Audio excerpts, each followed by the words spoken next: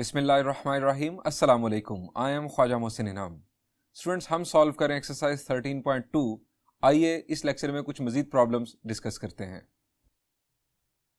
Students, this is problem number 4। हमें यहां पर इस इक्वेशन को प्रूव करना है। यहां पर जरा सोचिए, हमें राइट साइड चूज करनी चाहिए या लेफ्ट साइड? जी जरा सोचिए कि हम किस साइड को दूसरी साइड में कन्वर्ट कर सकते हैं। अगर आप यहां पर देखें, हमारे पास है इनवर्स टेंजेंट और राइट साइड पर है 2 कोसाइन इनवर्स। अब सिंपल टेंजेंट इनवर्स को हम कोसाइन इनवर्स में तो कन्वर्ट कर सकते हैं, लेकिन ये 2 कहां से आएगा, ये थोड़ा मुश्किल है। लेकिन अगर हम राइट साइड पर काम करें, 2 कोसाइन इनवर्स, 2 कोसाइन इनवर्स को अगर हम कोसाइन इनवर्स में कन्वर्ट कर लें और उसके बाद उस कोसाइन इनवर्स को टेंजेंट इनवर्स में उस तरह कन्वर्ट कर लें जिस तरह हमने 13.1 एक्सरसाइज में प्रॉब्लम नंबर 2 में सीखा था, तो आइए राइट साइड चूज करते हैं और सॉल्यूशन शुरू करते हैं।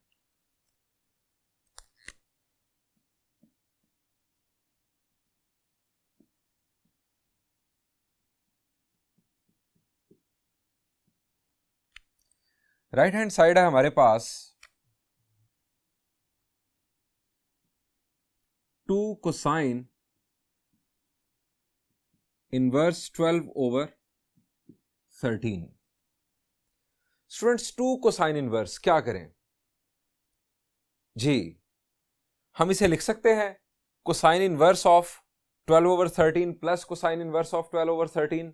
जिस तरह अगर लिखा हो 2x तो हम उसे लिख सकते हैं x प्लस x।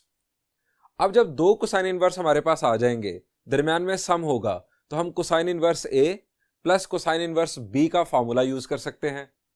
या जो हमने डिडक्शन की थी cosine inverse a plus cosine inverse of b वाले फॉर्मूला में b को a से रिप्लेस करके हमने एक फॉर्मूला बनाया था 2 कोसाइन इनवर्स ऑफ a वाला।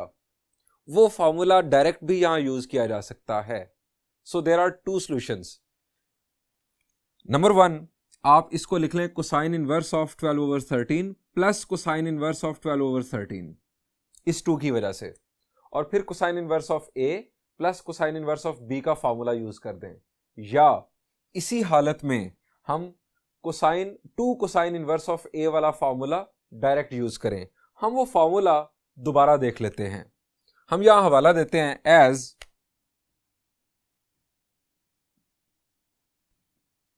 Cosine inverse a plus cosine inverse b is equal to cosine inverse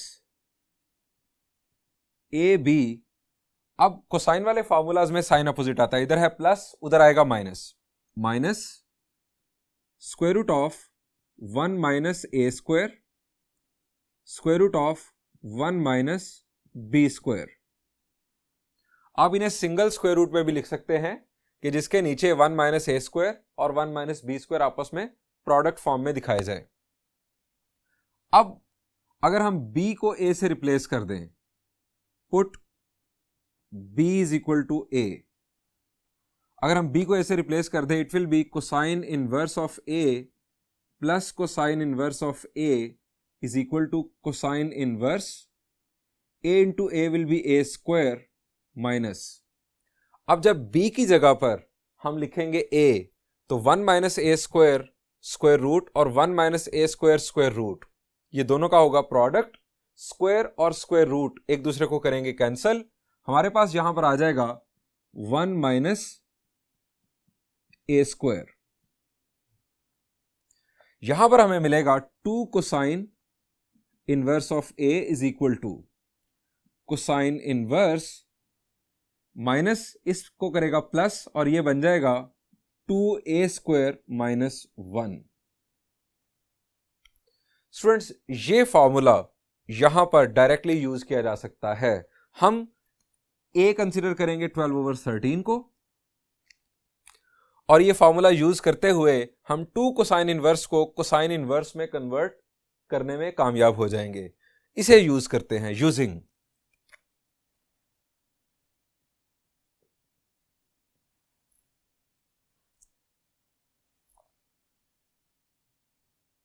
2 cosine inverse 12/13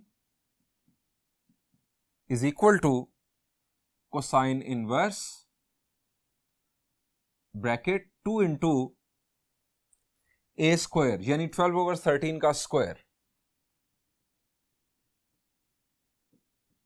-1। अब हमने राइट साइड को सॉल्व करना है। कोसाइन इनवर्स 12 का स्क्वायर, जी शाबाश, टेबल याद होने चाहिए। 144 into 2 will be 288, सॉरी। 13 का square will be 169 -1। Cosine inverse 169 LCM 288 minus 169। 288 minus 169 use करते हैं कैलकुलेटर।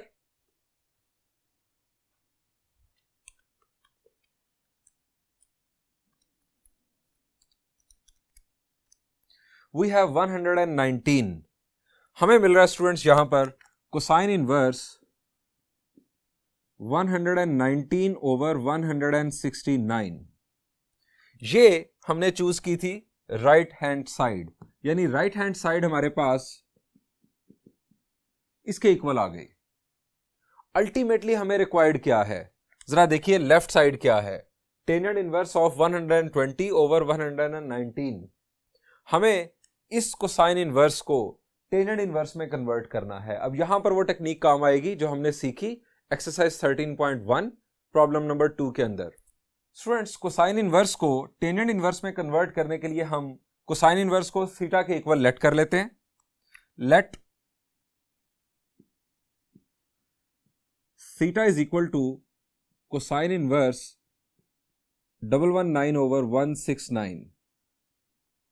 यहां से हमें cosine theta is equal to 119 over 169 मिला। अब कोसाइन थीटा की वैल्यू पॉजिटिव है, इसका मतलब क्या होगा कि थीटा का टर्मिनल आर्म किस क्वाड्रेंट में है? जी, इसका मतलब है थीटा का टर्मिनल आर्म फर्स्ट क्वाड्रेंट में है। As cosine theta is positive, so terminal arm of theta is in Q1। अब ये हमने क्यों बेस बना ली? इसलिए कि जब हमने टेंजेंट इनवर्स की वैल्यू फाइंड आउट करनी है तो वहां पर हमें पॉजिटिव या नेगेटिव का फैसला करने में आसानी हो। ये आ गई कोसाइन की वैल्यू। अब कोसाइन को हमने टेंजेंट में लेकर जाना है। कोसाइन का टेंजेंट के साथ डायरेक्ट किसी आइडेंटिटी से ताल्लुक नहीं जुड़ता। टेंजेंट का ताल्लुक सीकेंट के साथ जुड़ता है। Secant square theta is equal to 1 plus tangent square theta हम जानते हैं। सो हम कोसाइन को सीकेंट में कन्वर्ट कर लेते हैं। यहां से हम कहेंगे secant theta is equal to 169 over 119, यानी सीकेंट कोसाइन का रेसिप्रोकल। अब हम आइडेंटिटी यूज करते हैं टेंजेंट के लिए। As tangent theta is equal to secant square theta -1। अब आप सोच रहे होंगे कि यहां पर प्लस माइनस आना चाहिए। अब स्टूडेंट्स यहां पर देखें कि थीटा का टर्मिनल आर्म फर्स्ट क्वाड्रेंट में है। अगर थीटा का टर्मिनल आर्म फर्स्ट क्वाड्रेंट में है तो टेंजेंट की वैल्यू पॉजिटिव होगी। अब टेंजेंट की वैल्यू के लिए हम यहां पर लिख देंगे reason as terminal arm of theta is in Q1। यहां पर वैल्यूज पुट करते हैं। Tangent theta is equal to secant की वैल्यू 169 over 119। स्क्वायर रूट को जरा इस तरह से डीप बनाएं ताकि वो डिनोमिनेटर में भी शो हो। Square -1 tangent theta is equal to, यहां पर एलसीएम आ गया 119 का स्क्वायर, न्यूमरेटर में हमारे पास आ गया 169 का स्क्वायर माइनस 119 का स्क्वायर टेंजेंट थीटा। स्टूडेंट्स अब हम इसे करेंगे solve. Using calculator.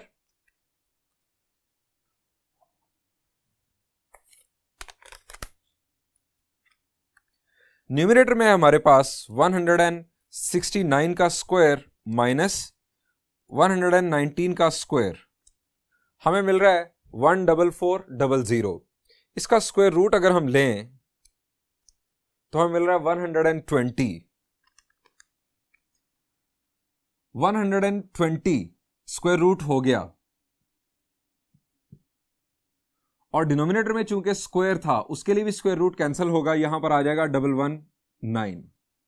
Tangent theta की वैल्यू आ गई हमारे पास 120/119। यहां से थीटा की वैल्यू टेंजेंट इनवर्स 120/119। स्टूडेंट्स अब देखिए, हमने राइट हैंड साइड को थीटा के इक्वल लेट किया। अब ये थी हमारी लेफ्ट हैंड साइड, ये भी थीटा के इक्वल आ गई। अब राइट साइड भी थीटा के इक्वल, लेफ्ट साइड भी थीटा के इक्वल। इसका मतलब क्या हुआ जी? इसका मतलब ये हुआ by transitive property left hand side is equal to right hand side. हम हवाला दे देते हैं, नाम दे देते हैं 1 और 2 का, हम यहां लिखते हैं by 1 and 2। Left hand side is equal to right hand side. Students हमने लेफ्ट हैंड साइड को राइट हैंड साइड के इक्वल प्रूव कर दिया। बिल्कुल इसी पैटर्न पर, इसी अंदाज का एक प्रॉब्लम है, प्रॉब्लम नंबर 3। आप वो खुद सॉल्व कीजिएगा। बढ़ते हैं एक और प्रॉब्लम की जानिब।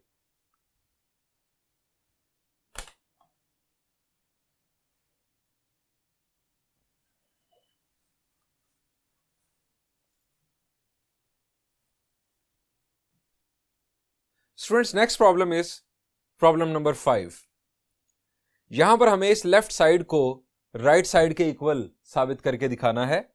यहां पर अगर आप देखें तो हमें एक तरफ इनवर्स साइन और दूसरी तरफ कोटेंजेंट इनवर्स दिखाई दे रहा है। अब हमारे पास दो रास्ते हैं। पहला रास्ता तो यह है कि हम साइन इनवर्स को कोटेंजेंट इनवर्स में कन्वर्ट कर लें, और ये हम कर सकते हैं। साइन इनवर्स को जब हम कोटेंजेंट इनवर्स में कन्वर्ट कर लेंगे तो हमें दो कोटेंजेंट इनवर्स दिखाई देंगे। अब cotangent inverse of A plus cotangent inverse of B हमें फॉर्मूला नहीं आता, हमारे कोर्स में नहीं है।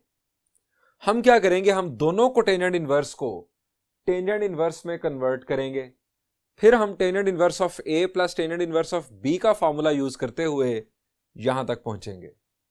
स्टूडेंट्स दूसरा रास्ता वो ये है कि हम कोटेंजेंट इनवर्स को साइन इनवर्स में कन्वर्ट कर लें। दो साइन इनवर्स आ जाएंगे, sine inverse of A plus sine inverse of B का फॉर्मूला यूज करते हुए हम यहां तक पहुंच जाएंगे। तो स्टूडेंट्स इसी सॉल्यूशन पर हम काम करते हैं, स्टार्ट करते हैं।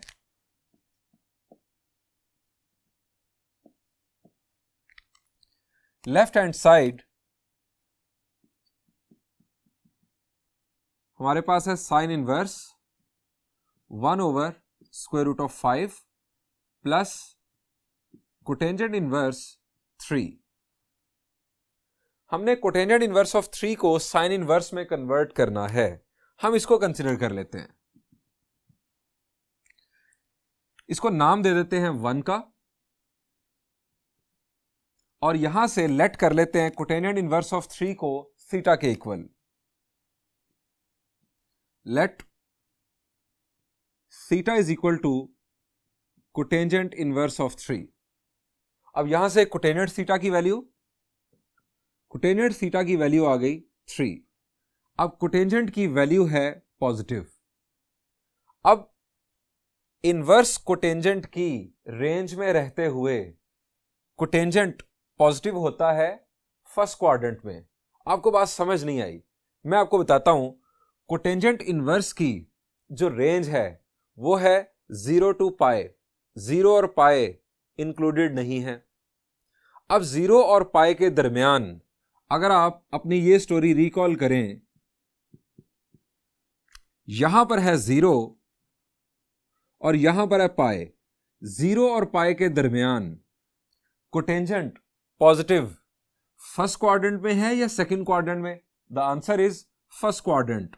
अब यहां पर कोटेंजेंट की वैल्यू आ रही है पॉजिटिव। इसका मतलब है कि इस 3 के लिए थीटा का टर्मिनल आर्म फर्स्ट क्वाड्रेंट में है डेफिनेटली। हम यहां लिखेंगे as cotangent theta is positive, so terminal arm of theta is in Q1। अब कोटेंजेंट को बेस बनाते हुए हमने साइन की वैल्यू फाइंड आउट करना है। अब कोटेंजेंट का डायरेक्ट ताल्लुक साइन के साथ नहीं है, किसी आइडेंटिटी के थ्रू नहीं है। कोटेंजेंट का ताल्लुक है कोसिकेंट के साथ। आइडेंटिटी जरा रिकॉल करें, शाबाश जी। Cosecant square theta is equal to 1 plus cotangent square theta. यहां से हम कोसिकेंट थीटा की वैल्यू फाइंड आउट कर लेंगे और कोसिकेंट थीटा की वैल्यू को हम क्या करेंगे जी, हम उसका करेंगे रेसिप्रोकल और वो हमें मिल जाएगी साइन की वैल्यू। हम यहां लिखते हैं एज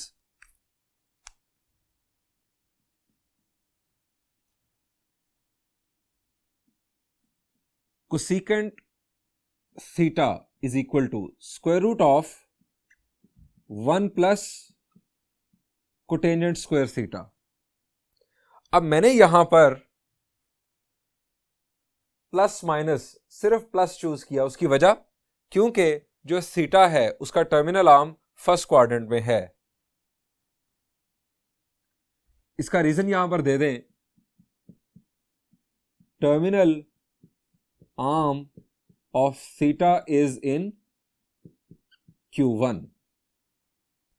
अब कोटेंजेंट की वैल्यू यहां पर पुट करते हैं। Cosecant theta is equal to 1 plus 3 का स्क्वायर, 3 का square 9, 9 plus 1 10, square root of 10 हमारे पास वैल्यू आ गई कोसिकेंट की। अब कोसिकेंट की वैल्यू से हम बनाएंगे साइन की वैल्यू। सो साइन थीटा क्या होगा, इसका reciprocal that is 1 over square root of 10। अब यहां से साइन इनवर्स की वैल्यू हमें मिलेगी sine inverse 1 over square root of 10। हमने थीटा को इक्वल कंसीडर किया कोटेंजेंट इनवर्स ऑफ 3 के। थीटा इक्वल आ गया साइन इनवर्स के इक्वल। हम इसे नाम देते हैं 2 का और इसे 3 का। हम यहां लिखेंगे बाय 2 and 3।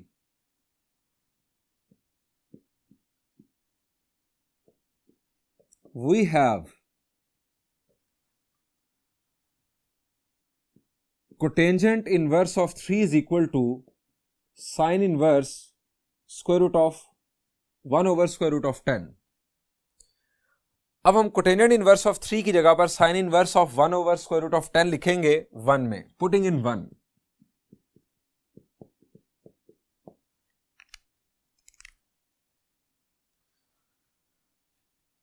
वन हमारी थी लेफ्ट हैंड साइड और sine inverse 1 over square root of 5 plus sine inverse 1 over square root of 10। अब 2 साइन इनवर्स आ गए, मसला हल हो गया। अब हम यहां पर फॉर्मूला यूज कर सकते हैं sine inverse of A plus sine inverse of B का। अब उस फॉर्मूला का हवाला देंगे as sine inverse of A plus sine inverse of b is equal to sin inverse a into square root of 1 minus b square plus b into square root of 1 minus a square। अब यहां पर a और b decide कर लें, दरम्यान में plus है, क्या करें जी, जिसको मर्जी आप a और जिसको मर्जी b कह लें, कोई फर्क नहीं पड़ेगा। फॉर्मूला यूज करते हैं साइन इनवर्स ए की value 1 over square root of 5 square root 1 minus B की वैल्यू का हमने लेना है square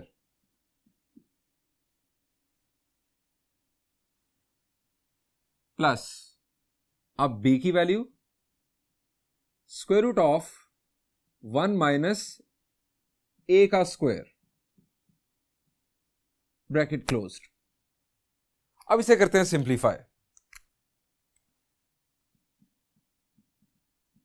sine inverse 1 over square root of 5, square root के नीचे 1 minus 1 over 10, 1 minus 1 by 10 plus 1 over square root of 10 और square root के नीचे 1 माइनस 1 ओवर 5. फर्दर सिंप्लीफिकेशन,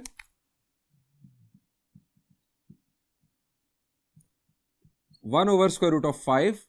अब यहां पर 10 होगा LCM, 10 1s are 10 minus 1, 9 over 10, 9 by 10 whole square root plus 1 over square root of 10, 5 1s are 5 minus 1 4, 4 over 5 whole square root.